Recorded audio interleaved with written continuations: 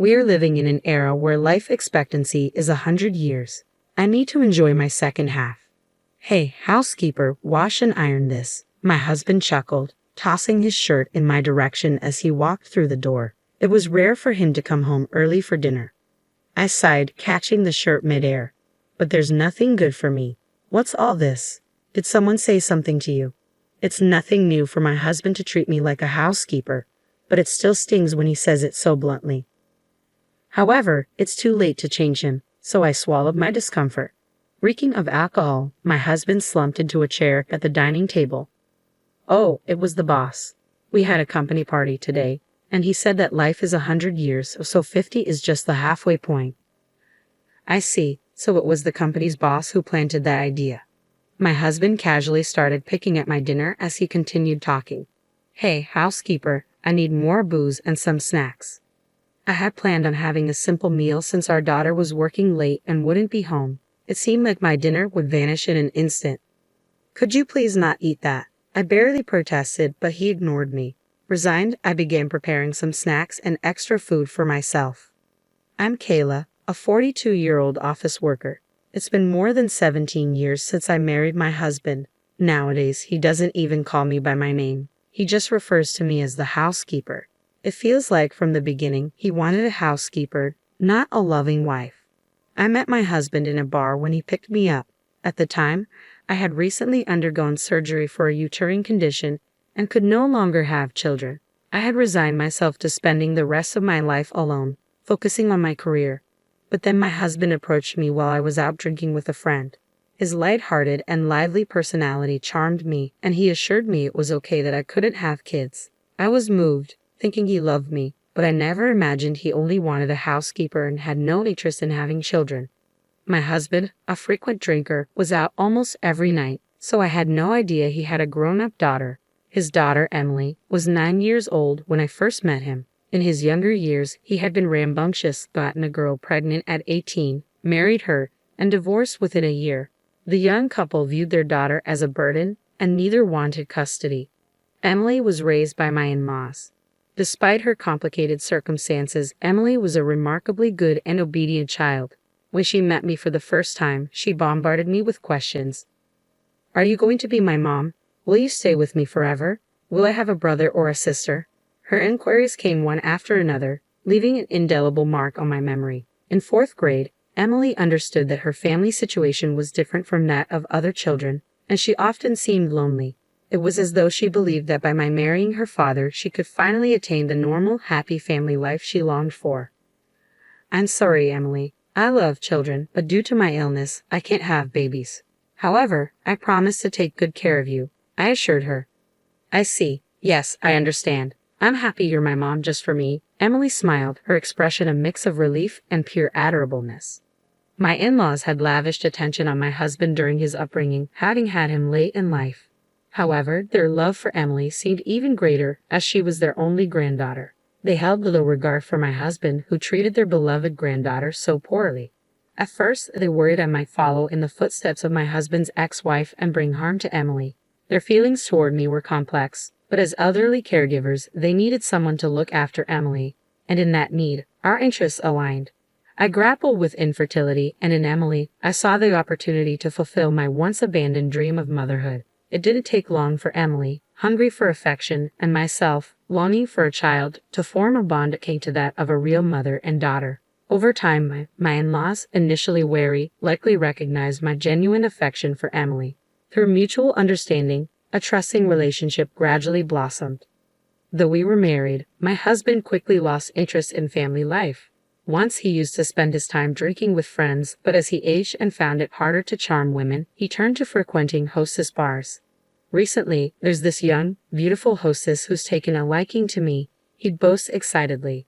Yet it was he who was infatuated with these young women. I grew increasingly repulsed by my husband, and my love for him dwindled rapidly. Still, I chose not to divorce him because of Emily. Life with her was filled with sweetness and happiness, and for her sake, I endured my husband's late-night returns, reeking of alcohol and hurling abuse at me. He never bothered to participate in any of Emily's school activities, so outsiders likely assumed we were a single mother and daughter. As I eagerly anticipated Emily's growth, Time passed. Just the other day, Emily approached me and said, "Mom, there's someone I want you to meet." Emily was already 26. I knew she had a boyfriend, and his name popped up in our conversations now and then. But the day finally arrived when she wanted to formally introduce him. It was a moment I'd never forget. "Congratulations. I can't believe Emily's reached this age already. You've grown into such a remarkable young woman." I beamed with pride. The once anxious girl I met had blossomed into a confident woman who could share her genuine smile with me. We had truly forged a bond like that of a real mother and daughter. Those were truly joyous days. The man Emily introduced, a young man named Harley, proved to be wonderful. "Harley is an exceptional guy, isn't he? You've chosen well, Emily," I praised, to which Emily's expression turned complex. "He's nothing like my father, is he, Mom? You don't have to endure for my sake anymore. I want you to divorce my father and find happiness too. You're still young," she urged, her words carrying a mixture of concern and determination. That's true. In reality, Emily had long given up on her father and had been encouraging me to divorce him for some time. When we married, Emily wasn't a child, so I didn't quit my job. I've remained a full-time employee and have managed to save up. Frankly, I've been prepared for divorce for quite some time now, but I've struggled to take the final step. As we nibbled on the snacks I had prepared and my husband sipped his whiskey, he suddenly remarked, "Now that Emily's wedding is set, perhaps it's time for us to consider the same." "Eh? Time for what?" I responded, caught off guard. "I think it's time for us to get a divorce," he announced out of the blue, just before our daughter's wedding. I was stunned. "But wouldn't it be better if both parents attended Emily's wedding?" I queried. "Kayla, you're such a fool. You and Emily aren't related by blood. There's no need for you to attend the wedding," my husband scoffed. "I don't understand. Are you suggesting she should go with her biological mother? I have no clue what she's up to these days," I replied, bewildered. "Then who will accompany her?" "My new partner." "What?" I was utterly perplexed by my husband's words. "She's my girlfriend, a young, charming hostess named Natalie." "Really? Are you sure she's not just doing her job?" "That's what they do with regular customers," I retorted, skepticism lacing my words. "But Natalie is genuinely interested in me. She always says, 'If only you weren't married.' So, I'm planning to propose to her on her birthday next month. Life is a long game, and I've still got more than half of it left. There's plenty of time to enjoy it. Emily would be happier with a young, charming woman like Natalie as her mother, rather than a plain woman like you. And I prefer having a beautiful woman by my side. So, you're no longer necessary. It's time for a divorce. You've done your duties as a housekeeper well, even though you're not even related to our daughter," he declared callously. This man was an utter fool. The shock of his casual divorce announcement paled in comparison to the disgust I felt at his stupidity. Don't be foolish enough to fall for a hostess's sales pitch. And a wedding isn't about flaunting a beautiful woman. What's the significance if the mother who raised the bride isn't present? It doesn't matter if we're not related by blood. You were always just a substitute housekeeper. Don't bother requesting alimony or property division," he spat out coldly. "I don't have any money. I'm aware you've been treating me like a mere housekeeper. I've run out of patience with you. Let's get a divorce. It's time to sever ties with this sorry excuse for a man. I need to begin a new chapter in my life. There's no room for feeling troubled," I declared firmly, finally comprehending my husband's idiocy and feeling appalled by it simultaneously. "Very well, it's settled. I'm not heartless. You can remain here until Natalie moves in, on the condition that you continue to handle the household chores," he conceded. "Fine," I replied tersely. And just like that, our divorce was decided. The following day, I made my way to City Hall to obtain the divorce papers. In the evening, as my husband and I sat down to fill out the paperwork, our daughter returned home from work. When we broke the news of the divorce to her, she appeared perplexed. Her expression seemed torn between feeling relieved for me and pretending to be saddened. "What about my wedding? It would be awkward if both of you were there." "It's okay if only Mom attends, right?" Emily casually remarked, her words stinging, though my husband, oblivious to the hurt, assumed his presence was expected. "Don't fret, Emily. I'll bring the young and charming wife with me," he responded, oblivious to the hurt he caused. Emily discovered her dad's absurd declaration. "What? Another wife besides Mom? Dad, have you been unfaithful?" "I didn't realize, but I guess I assumed no woman would be interested in you," Emily confronted her father sharply. "It's not infidelity. Natalie is my main partner. Your mom was always just a maid. I never married her out of love, he retorted callously. That's terrible. I've said it before, but aren't you ashamed to reduce Mom to just a maid? Emily rebuked him. Enough. Why do you keep calling her Mom? She and I are divorced. She's a stranger to you now, he snapped back. What? My daughter was momentarily stunned. Her face flushed bright red as she exclaimed in a fluster, Wait, Dad, don't you remember? What are you talking about? What am I supposed to remember? Mom legally adopted me when you two got married. I was thrilled about it, and I remember it vividly. She's not a stranger to me, Emily explained urgently. My husband seemed puzzled by our daughter's revelation. Adoption? What does that mean? I can't believe it. You've completely forgotten.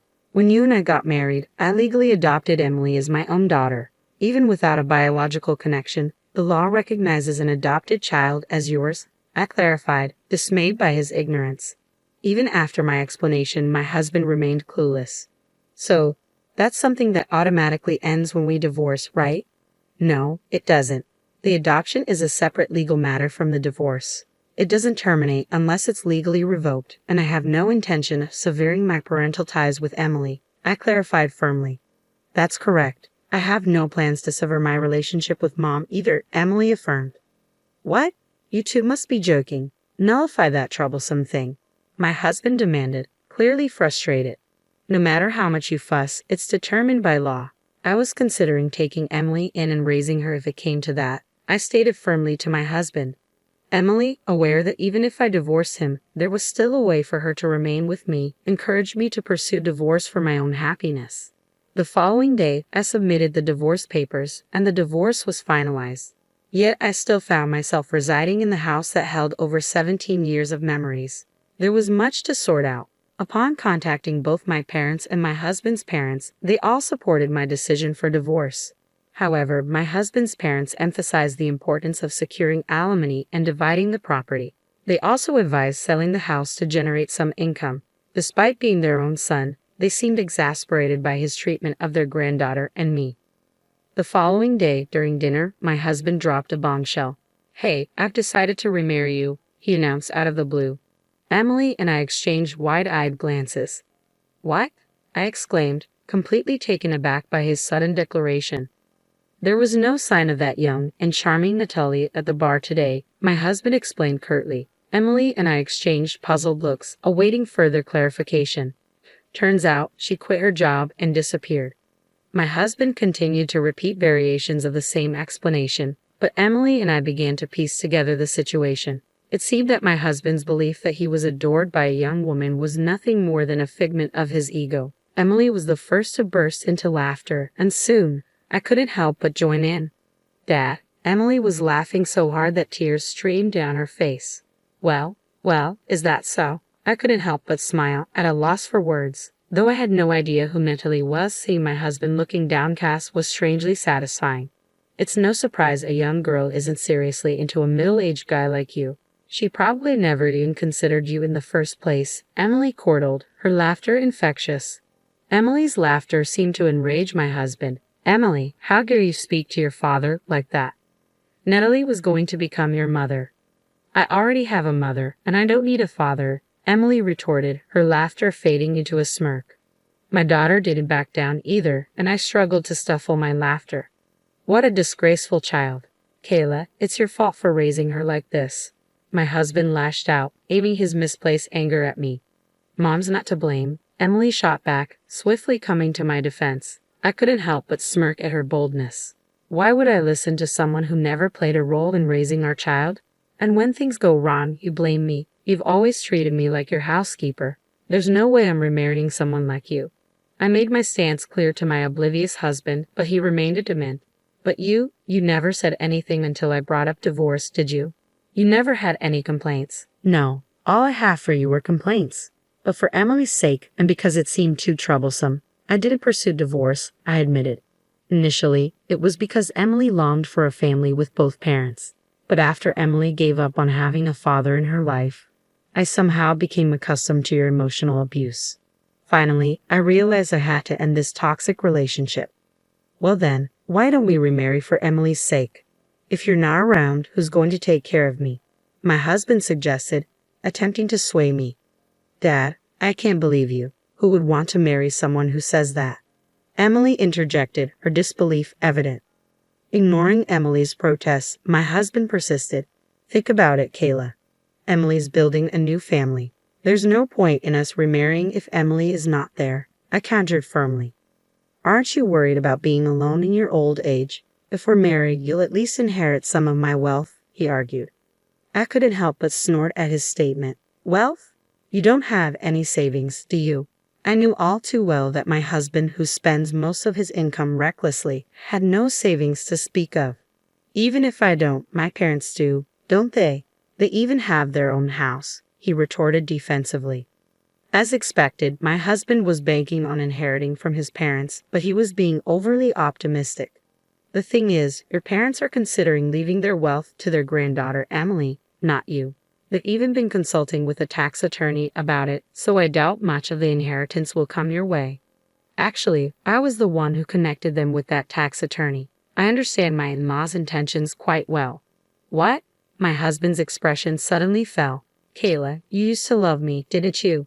You won't leave me, will you? I couldn't help but chuckle at my husband's feeble plea. This man truly had a knack for foolishness. Why shouldn't I leave the man who cast me aside, deeming me unnecessary? I don't harbor love for someone who reduces me to a mere housekeeper. Oh, and by the way, your mother advised me to ensure you face the consequences. I'll be hiring a lawyer to pursue alimony and damages. I possess ample evidence of your emotional abuse, so I'm confident I'll prevail. You can settle the debt with the proceeds from selling the house. My husband fell into silence at my words. Dad, if you insist on demeaning Mom as a housekeeper, then you should provide her with proper compensation, divide your assets, and then remove yourself from our lives, Emily added sternly. At Emily's cutting words, my husband seemed momentarily poised to respond, but ultimately hung his head in silence. It was a fitting outcome for a man who had lived selfishly and was now rejected not only by me but also by his own parents and daughter. Listen, you're embarking on the next chapter of your life, aren't you? Let's truly bid farewell this time. Following through with our plans, I sold our former home, divided the proceeds, received a substantial sum for alimony, and began living independently near my daughter's residence. Although Emily had kindly invited me to live with her, I declined, not wanting to intrude on her newlywed bliss and preferring to relish my own peace and solitude. Thanks to his father's connections, my husband found himself living and working on a construction site somewhere. As for his current whereabouts, I have no clue. The catalyst for our divorce, my daughter's wedding, saw me and my in-laws in attendance, but notably absent was my husband. When I received a heartfelt letter from the bride expressing gratitude, saying, "Thank you for raising me like a real mom," tears of joy streamed down my face. I felt a sense of relief knowing I had successfully seen my daughter off into married life. Finally, genuine happiness was within reach, and each day held the promise of true enjoyment.